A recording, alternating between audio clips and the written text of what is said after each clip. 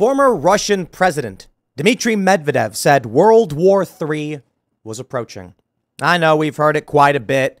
And the problem is, as more and more people warn about World War III, yet no one actually feels any direct consequences, people start to feel like, you know what, maybe it won't happen. That's not how I feel. I feel like maybe we're in it.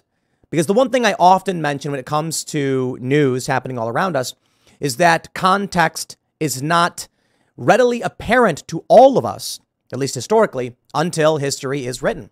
That is to say, in about 50 years, they may look back on this and say, this was the moment. Potentially the shot heard round the world. According to Bloomberg, Joe Biden said Ukraine in NATO is going to happen. However, the more nuanced approach to what they're saying is that right now, they're not going to be admitting Ukraine into NATO, but the path exists. Just keep doing your thing. I don't know if Vladimir Putin takes it seriously. What he may be hearing, and anybody who's actually assessing the conflict right now may be hearing, is we're going to dangle the carrot in front of you, Ukraine. Keep fighting the fight so we don't have to, but we'll give you weapons. You guys are the cannon fodder. But trust us, if you win, maybe you'll be in NATO. Perhaps it may also be that Ukraine would be in NATO were it not for fear of dramatic escalation. It depends on what Vladimir Putin is hearing or thinking based on what the U.S. is doing. Now, I think it's always fair to point out I do not have access to private information pertaining to war or anything like that. So the reality is what Joe Biden knows, what the State Department knows versus what Russia knows, dramatically different from what we think we know. So, in reality, everything I'm about to say may be completely meaningless because something else entirely could be happening. For all we know, the conflict in Ukraine is a distraction and the actual war front is happening somewhere else. Not entirely sure. For all we know, Vladimir Putin is actively arming nuclear weapons for full-scale warfare. We don't know. Or maybe it's all one big distraction. All I can say is, based off of the cursory information available to us through the media, which again is not top secret information, it appears that we are inching ever closer to World War III. I know some people have already said we're in it. I think the Pope said something like that. But now we have a former Russian president saying exactly that. The most worrying thing about this is this tweet from Walter Bloomberg. Typically, he's posting Bloomberg headlines before they hit the mainstream press. Biden, Ukraine in NATO is going to happen. Assuming that's true, that is basically Joe Biden saying to Vladimir Putin, prepare for war. If Ukraine does join NATO, that means Russia will be actively engaged in warfare with NATO. Now, I think for the most part, Russia already believes that. But this is a more public statement which will put pressure on Russia and Russia's allies, which could theoretically bring China into the fray.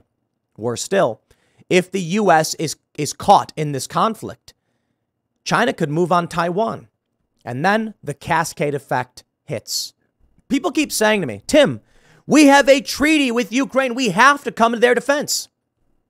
We have a treaty with a lot of countries. And are we going to come to the defense of every single country if every country is embroiled in warfare? Yeah, it kind of sounds like World War I, doesn't it? So if China sees an opportunity to take Taiwan because the U.S. is occupied, then what? Is the U.S. going to rush to the defense of all of the nations we have treaties with in the South China Sea area, in the Pacific? Yeah, I think we'd have to, wouldn't we, based on that logic? So what do you do? I don't think there is a reality in which the U.S. does nothing.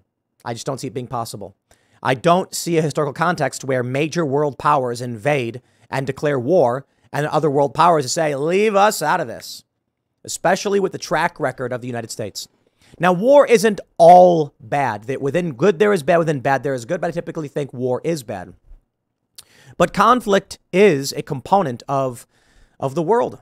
And some people have said you've got to look at the positive effects of conflict because sometimes you are stopping bad people. Now, I think it's funny. Norm Macdonald said, he had that funny joke. He looked back through history and found the good guys won every war. How awesome is that? But the reality is wars are often fought for reasons that are not so simple, not just good or evil, but sometimes bad things are stopped by war. It's like asking whether or not someone should engage in a firefight with someone taking hostages. And it's like, well, we don't want a shootout, but we want to save hostages and stop these evil people once and for all so they don't do it again. And we have different worldviews when war happens. Here's the story from the Daily Mail. World War III is approaching. Putin's ranting ally warns. The completely mad West risks a third world war by supporting Ukraine, the former Russian president has claimed. Dmitry Medvedev, now deputy chairman of Russia's Security Council and a Putin ally, said World War III was fast approaching and the Russian invasion of Ukraine would continue. It comes as Ukrainian President Volodymyr Zelensky welcomed new G7 security commitments to the country, but warned it could not be substituted for NATO membership. Mr. Medvedev said, the completely mad West has failed to invent anything else. In fact, it's a dead end. World War III is approaching. What does all this mean for us? Everything is obvious. The special military operation will continue with the same goals. Yikes. In a statement echoed by the White House, the UK government said, the joint declaration expected to be signed by all members of the G7 will set out how allies will support Ukraine over the coming years to end the war and deter and respond to any future attack. Prime Minister Rishi Sunak added, as Ukraine makes strategic progress in their counteroffensive and the degradation of Russian forces begins to infect Putin's front line, we are stepping up our formal arrangements to protect Ukraine for the long term. Now, depending on who you're talking to, depending on the source you're reading, you're going to hear two different stories. In one view, Russia is winning, albeit not without some significant losses, but they are not losing. In the West, they say Russia is getting crushed. But it's funny, because Russia's been getting crushed for so long, you'd think by now they'd have lost. There have been some incursions into Russian territory, and that is particularly worrying. But it does seem like, either way, it's not ending anytime soon. And with U.S. making assurances to NATO that they will, assurances to Ukraine, they will join NATO. It seems like, yeah, the only outcome is going to be World War III, unless we see Donald Trump get elected president. And I mean it. There's something for your headlines. Vote Trump, avoid World War III. Oh, I'll break that down. I'll tell you why. CNN reports assurances that Ukraine's future is in NATO and new security guarantees calm worries at final day of summit. Well, the article basically says the U.S., NATO is telling Ukraine, hold off, you're not getting into NATO just yet. They are assuring them that path exists and it's going to happen. Trump, of course, is concerned that this is dragging all of us into World War III, particularly by sending cluster bombs into Ukraine. Yeah, he's right. Plus, you've got, the UK sending those tank busters, those depleted uranium tank busters, which Russia has already said is nuclear warfare. You see where this is going. Russia reportedly uses cluster bombs. The West says, hey, that's potentially a war crime. Then the West says, OK, fine, we're going to use cluster bombs. The West is sending depleted uranium tank busters. Russia says that's a nuclear weapon. You know that goes. And you know why they're saying it? Because Russia won't just back off and lose this one. They'll escalate to nuclear war. And that's where we're at. Former President Donald Trump ripped Biden for his decision to send Ukraine cluster bombs and claimed Biden was dragging the U.S. into World War III. Joe Biden should not be dragging us further toward World War III by sending cluster munitions to Ukraine. He should be trying to end the war and stop the horrific death and destruction being caused by an incompetent administration. These unexploded cluster munitions will be killing and maiming innocent Ukrainian men, women, and children for decades to come, long after the war, we pray, has ended, Trump said in a statement Tuesday. And that's the big fear about cluster bombs. When the bombs go off, and it's basically a whole bunch of smaller bombs get released, many of them don't detonate. Later on in the future, people accidentally set them off. There are still undetonated bombs from World War II, I believe. I watched one video a long time ago about some kid in the Pacific Northwest who found an undetonated bomb and was throwing rocks at it, and it blew up. Crazy stories, man. Yeah, Japan was sending these bombs. What they would do is they would strap bombs to balloons that would be carried through the jet stream, and then they would land on the U.S. Isn't that crazy? Biden announced last week his decision to send cluster munitions to Ukraine and has received criticism from factions of both parties as a result. Biden has said it was a difficult but necessary decision to make in light of the rapid depleting stockpiles of unitary munitions in Ukraine and around the world. Some allies who have hesitated to fully back the decision have still stressed the importance of the agreement with Ukraine to minimize civilian risk. Let me tell you what I think is going to happen next. I think it is entirely possible you will see biological and chemical weapons being used in Ukraine. Maybe less so biological because you won't know for sure. Chemical weapons, yes. A chemical weapon will hit a certain area. The West will say Russia just gassed the people of Ukraine. Russia will say the West gassed people of Ukraine. And your guess is as good as mine as to who's telling the truth. Oh, I know. As Americans, we're supposed to just blindly believe the U.S., but come on. My point is this. The U.S. has criticized the use of cluster munitions. Now the U.S. is sending those same types of cluster munitions. A chemical weapon may be an effective means of stopping a particular military force, but no side will take credit for doing so. They'll say something as simple as the Russians used it, but oh boy, it backfired. When in reality, it may have been the West that did it. You had the dam that blew up in Ukraine. Russia said the West did it. The West said Russia did it. That's going to be the game the entire way through. The Nord Stream pipeline, which is Russia's pipeline, blew up. The West said Russia blew it up. Russia said the West blew it up. Now, why would Russia blow up its own pipeline? There's good reason. There really is. I'm not kidding. To blame the West. It's called a false flag attack. Russia may have detonated its own pipeline to make it seem like, well, we wouldn't blow up our own pipeline.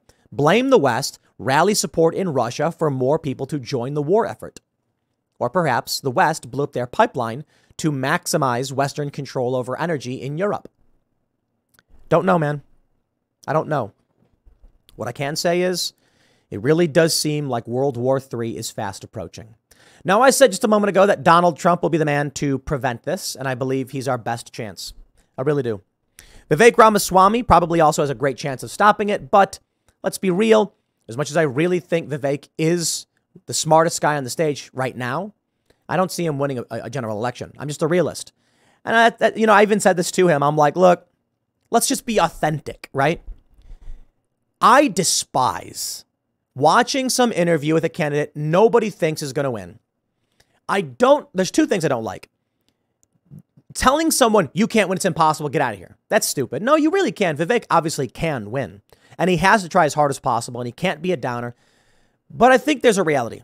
Many people don't expect him to win, but I believe his presence on the debate stage, I mean both figuratively and literally, him here providing his worldview, is a net positive. I don't see him winning. And so I've got to say that. I do. I've grown up watching his interviews where it's like, come on, man, does anybody really expect this person to win? We can't maintain that defeatist attitude, though. So my point is this. Vivek, I do believe, can end the war, and he laid out his plan. Dividing parts of Ukraine, effectively giving Russia the Donbass region, creating this division, much like we saw with Korea. Many people believe this may be the ultimate outcome. But Russia has to give up some concessions as well. Vivek says they must end their military alliance with China, and then we'll split Ukraine. Donald Trump said something similarly. And I believe that the moment Donald Trump is elected, the war ends. I'm not kidding. I said this before, too.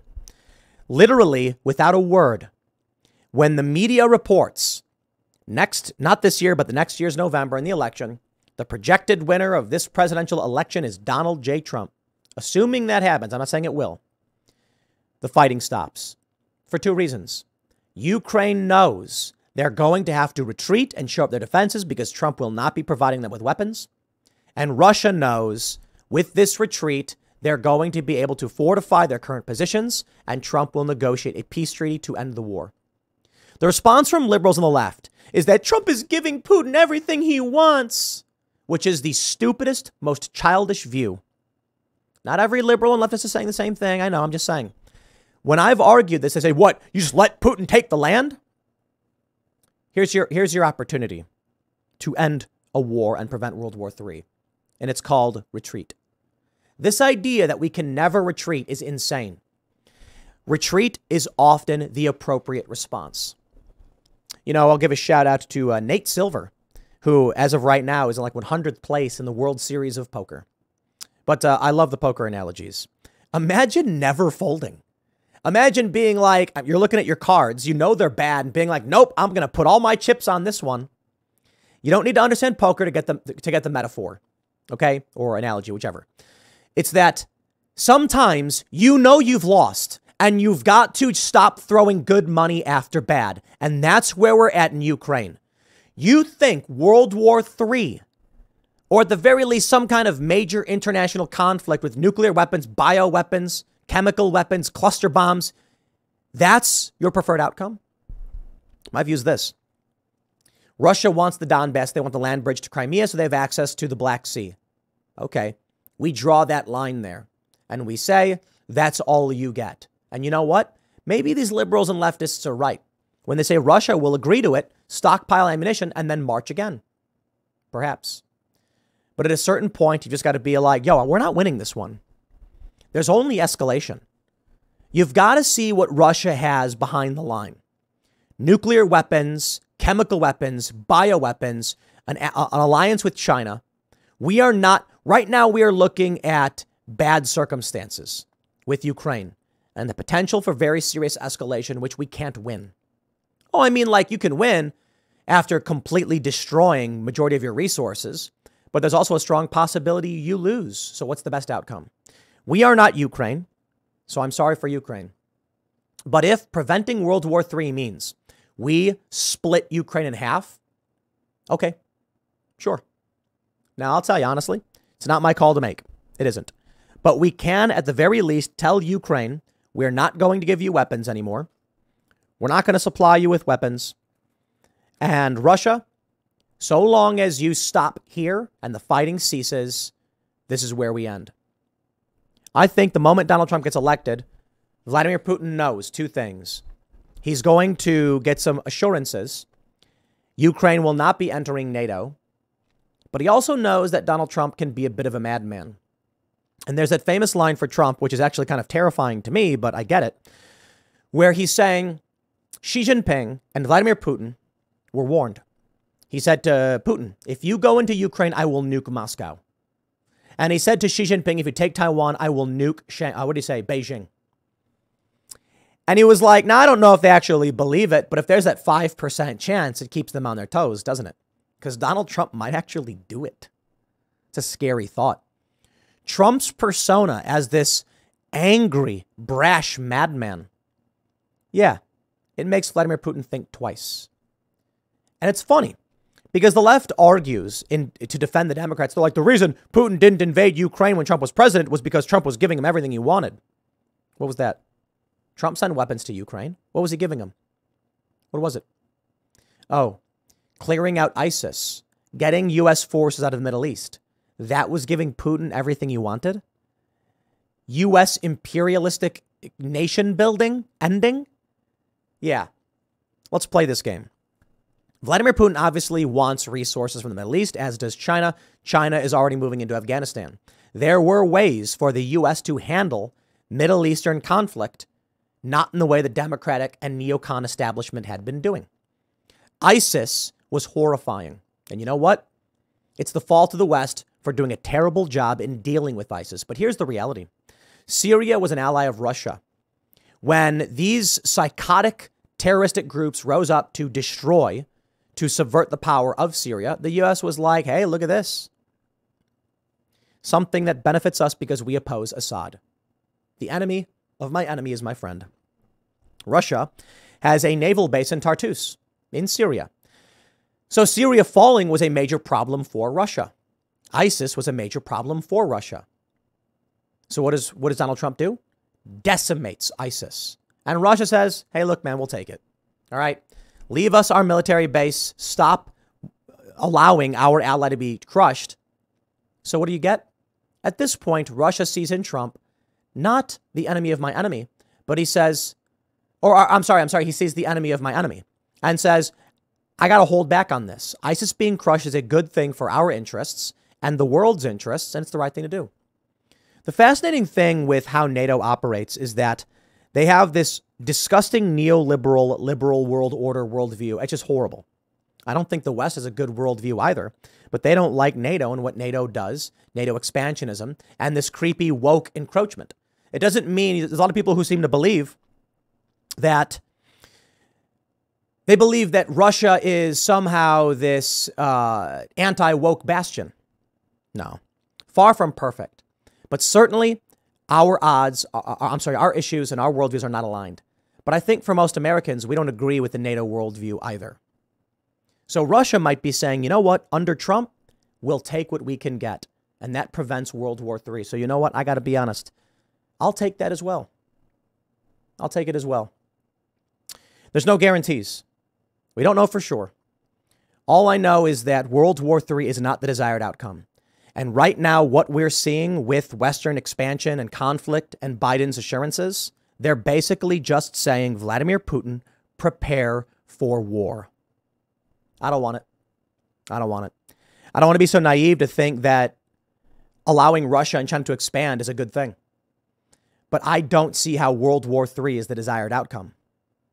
Perhaps it is like the overgrowth in a forest, that if properly managed, war can be prevented.